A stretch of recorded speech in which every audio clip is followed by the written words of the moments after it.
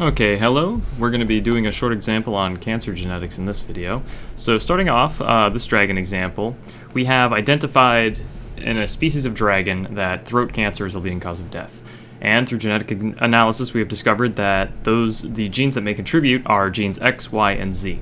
So from our analysis, we've learned that throat cancer has a family history with mutations in only gene X contributing to susceptibility.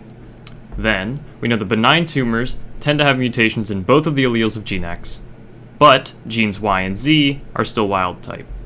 Malignant tumors tend to have mutations in both alleles of gene X once again, but mutations in one of the alleles of gene Y, while gene Z is still wild type. Then, metastatic tumors once again have both alleles of gene X mutated, one allele in gene Y mutated, and one allele in gene Z mutated. So what can we glean from this? Well, let's set up our cell. So we have our dragon throat cell here, and we know that it's going to undergo some changes to reach the metastatic stage. So, firstly, we can set our gene X in place here. Gene X, we know, has to be the first stoppage because every single one of our types of tumors only form when there are two mutations in gene X. Then, we know that a malignant tumor forms once gene Y has at least one allele mutated. So we're going to go ahead and set gene Y in the next section here. Then we know that after gene Y has had a mutation, if there's an allele in gene Z, it progresses to metastatic cancer. So we can set gene Z here. So what can we tell from our descriptions about these different genes?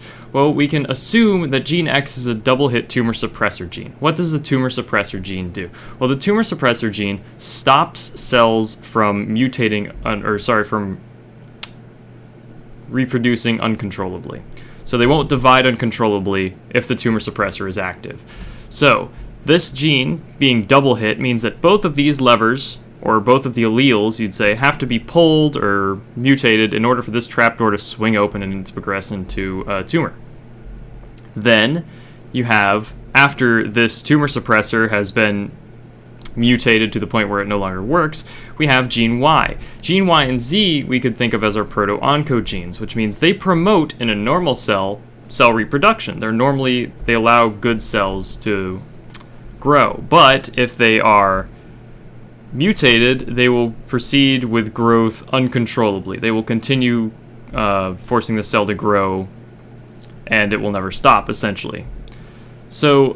And these are haploinsufficient. We can tell that because the tumors occur when only one allele has been mutated, which means that these proto-oncogenes, being haploinsufficient, having only one gene mutated, or one allele mutated, means that the other allele cannot perform its duties by itself. It has to have both wild-type alleles for it to remain safe.